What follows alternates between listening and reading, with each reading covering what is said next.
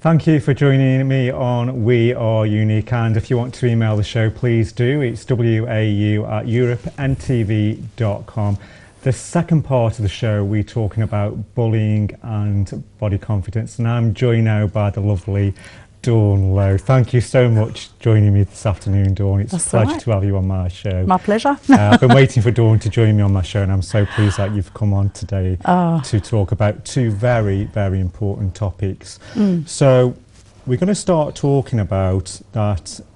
You've not revealed this before, so it's the first time you're revealing it today, that you were bullied in the past as a young teenager. Yeah, as a teenager and as a young adult in my first job, and it was something that was really, really difficult to deal with. But I was one of the lucky people in a lot of ways, because I had a very good support network. So I had very good friends and a really good family. So yeah, I mean, it was just usual school bullying. I have no idea why, apart from the teachers said, oh, it's because you were getting really good marks on your work all the time. So I assume it was because I was getting good marks. But I wasn't top of the class. So I think it was because I was really, really quiet and really, really shy. So I think that makes you a bit of an easier. So was that boys and girls bullying, or was it just girls just being horrible? A little bit of both, you know. And to be honest, you know, it was only for a few years, and in the end then you all knuckle down when you get a bit older, and it just sort of disappears, and you know, you're sort of all growing up a bit and realising there's more to life. And but no, it was hard at times, because it would be, you know, taunts and comments, and if I put my hand up to answer a question, it'd be things like, oh God, here she goes again, you know, things like this. So, you know, and it was, so in the end, I just went very, very quiet. I was extremely quiet at school, and didn't come out of my shell till about the fourth year, when I was about 14, 15. And then all of a sudden, me came out, the real me came out, and it all changed. Do you think the bullying was because people didn't like you, or do you think it was jealousy, or? I've been, I think it was because I was a very shy person, believe it or not. I know I'm not now. You're not now. The real me came out. I was just really, really quiet. And I think it was partly that. I think when you're quieter, I'm not saying that everyone's got to be a massive personality, but all I'm saying is I think it's, for my particular case, I was good at my lessons, I enjoyed studying, I enjoyed being at school, and I was a fairly quiet person. I never drew attention to myself at the time, and that was possibly the target, maybe because I was getting praise of the teachers, and the ones that were struggling possibly weren't.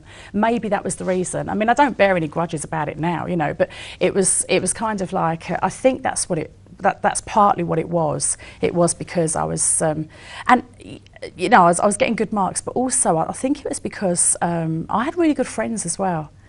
And it was like, you don't be friends with her, you know, she's really quiet, what's she ever done, you know, things like this. And it was, yeah, just like, you know, well, as we know, kids, it was school kid stuff. Yeah, you know, it's like when kids are growing up, they can be cruel. Children are the cruelest. When you left school, did you have any bullying growing up into early adulthood? Yeah, I did. I won't say the company that I worked for, but I worked for a huge, massive high street company, and I was getting on very well there, and I was the forerunner to finding out what worked for customer services, and it's evolved into what the customer service section is today.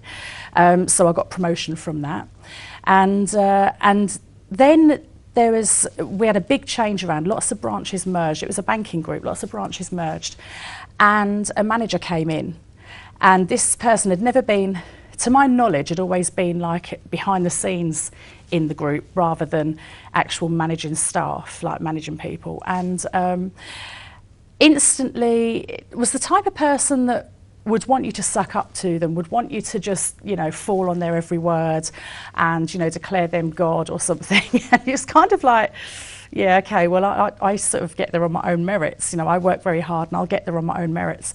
And one day he was talking to me about something, and I said, what you'll find with me is that, and I always came across as very confident because I was confident in what I was doing. So yes, I was. But I just said to him one day, I said, look, I do work very, very hard and I get there on my own merits. And I said, so what you're going to get from me is somebody who gives you 100% and very hard working, and I'll always get the job done for you. Now, he didn't like that, because, you know, I wasn't saying I'm going to give 110% and I'm going to, well, my God, if you start going over 100% is the best it can be. If you start going over that, it's, you know, where does it end? And I was kind of, I sort of thought, well, 100% is over and above what you're expecting in one way, because, you know, not everybody can achieve things like that. But anyway, I always strive to give more anyway. I always strive to give over 100% if I could, and, you know, if it was physically possible. And he just seemed to take a dislike to me. He just absolutely didn't like me. And I think it's because every task he set me, no matter how difficult it was, I smashed it. I absolutely smashed it and got the best out of it. Then he became to start you with and the bullying. kept moving up. And he was really awful. He started getting me, I was in the, out of 12 of us that were working on the front line with the customers at the desks, I was always either between 3 and 5 in the league table of 12. So I was always above the halfway mark. And people well below that, they were, might have been jealous maybe, I don't know. But he had his spies working to try and tear me down, to try and bully me. So it'd be silly things like, I'd say to them, I'm just nipping to the ladies, you know, can you just cover my desk for 5 minutes? And, you know, and I'd nip and go. I'd let the manager know as well. Luckily, I used to let the manager of the branch know, because this manager I'm talking about was above all of that. Luckily, I used to let the manager of the branch know, because then this person that he'd got to spy on me, who was doing the same job as me, would immediately ring them and say, Dawn's gone from her desk, don't know where she is. She didn't even tell me where she'd gone. And it was things like that, and I was getting really, really good results. As though they were ganging up on you. Yeah. And I was getting great results, and he kept saying, you're not good enough, you're not good enough, you're not getting promotion, you're going to get demoted. And I got the union involved, and as a result of a report I wrote for them, they ended up offering me a job. So I was able to then help other people. This guy didn't get the promotion that he was after. So I know when it comes to bullying, you're very compassionate about all different types of bullying aspect. How do you think it differs from being bullied face to face and being bullied online on social media? Oh gosh, I think face to face, I'm not sure there's much difference in one way with how it makes you feel. I think face to face, I always prefer face to face anyway, so I feel that I can deal with people face to face a lot easier. And I feel that your emotions can be seen, and you can actually show them, I'm really not bothered, go away, little person, you know, and go about your work. I think online is quite awful, because that can happen at any time, any day. It can happen throughout the night, and it would make people scared to go online, I think, because I've heard of so many people being cyberbullied, and I think it should be made, whether or not it is, however sort of official it is, I think it should be made an absolute official crime, in the way that people should be taken to court over it. As we heard on the news just the other day, that there's a new criteria coming now where people who've got disabilities who are being bullied online, it's obviously classed as a hate crime, but now the government have introduced a new legislation where now they actually treat it as if it was face to face. Good. So they will prosecute as if the bullying was taking place to place. And we met a few years ago, didn't we, Dawn, on social media? That's how we first connected. And Dawn was involved in a huge anti-bullying campaign, which was funded by a very famous entrepreneur. And who was that person, Dawn? It was Alan Sugar. And Simon Sugar, wasn't it? Yeah. Tell us a little bit about the campaign and how you got involved with that. I got involved there. I remember seeing snippets of you on Twitter, if you like your tweets. And I remember you contacting me to say, please, would you back my campaign? And I obviously then had some private conversations with you. What's it about? What's involved? What's happening? And that was when I first got involved with the knowledge of autism as well. Because like many people, unless you know somebody with autism or Asperger's, you don't actually fully understand the complications. You don't fully understand the condition or the disability. And obviously after talking to you, well, wasn't even 5 minutes, I was like, yeah, I'm in.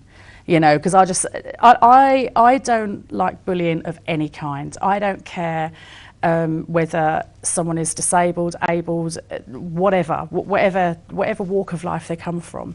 I think bullying is an absolute hateful thing to do, and I think the people that do it are either hateful, nasty people, or they're insecure, or they're jealous, whatever their reason. They should be made to see how it affects somebody, and they should be made to feel sorry for it and to apologise and to put it right.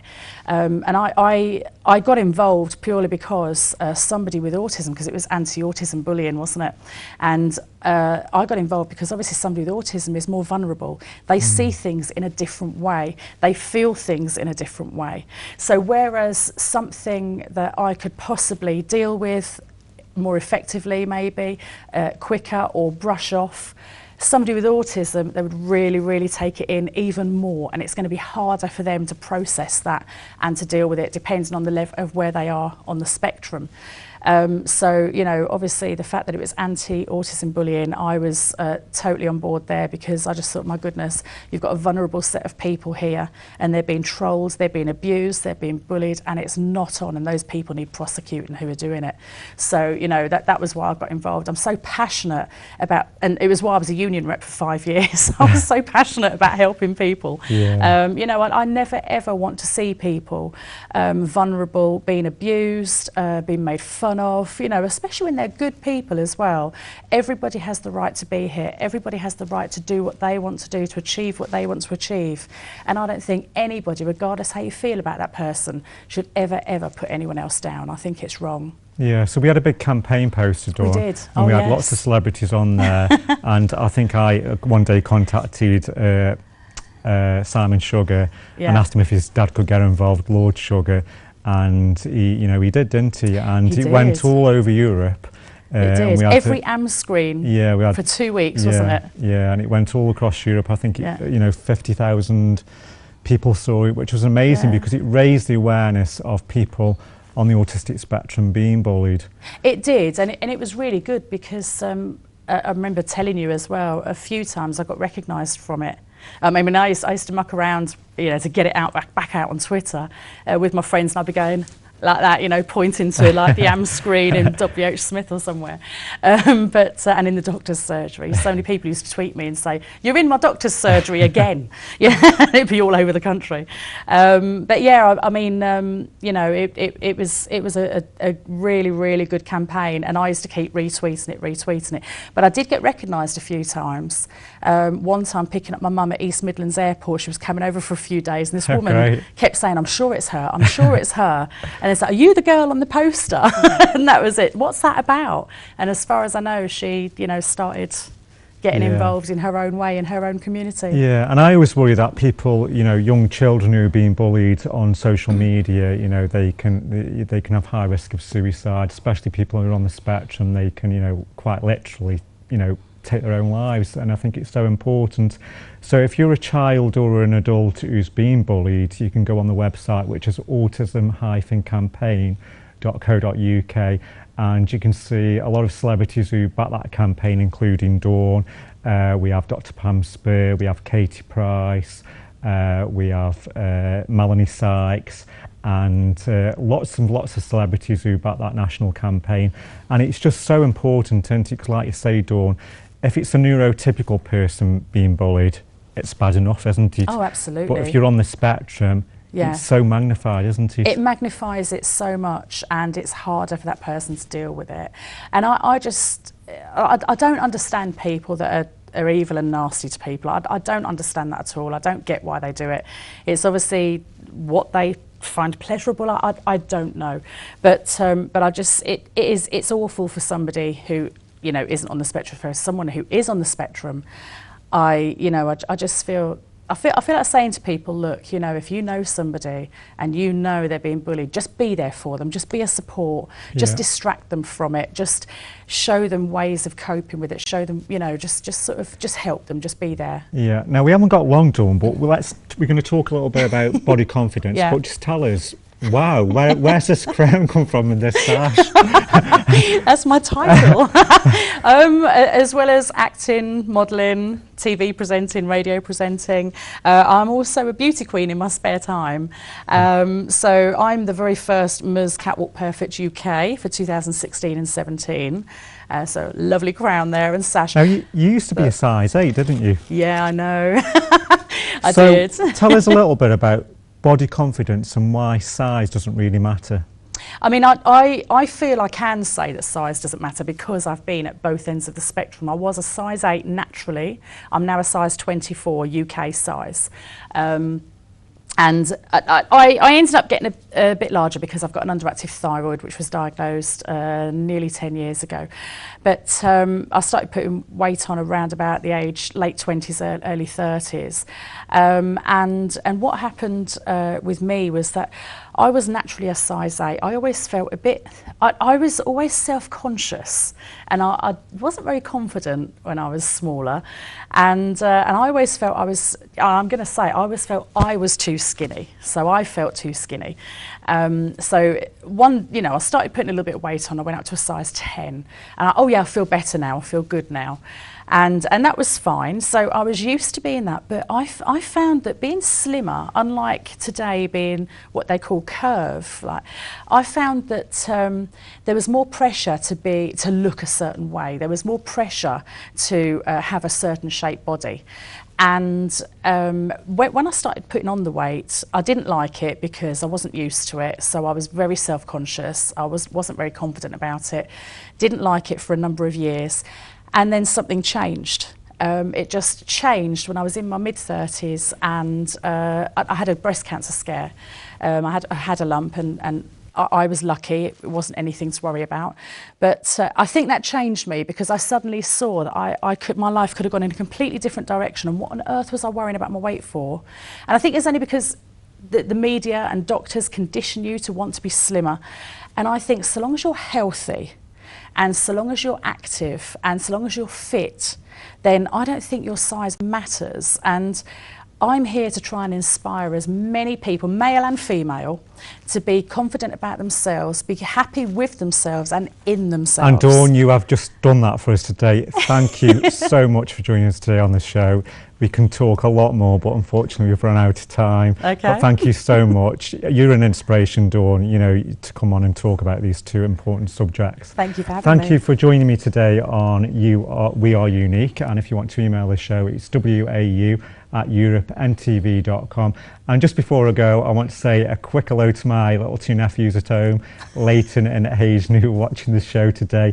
Don't forget to tune in next month, where we'll have more subjects talking about disabilities and different conditions. Thank you so much, Dawn. Thank you for having me.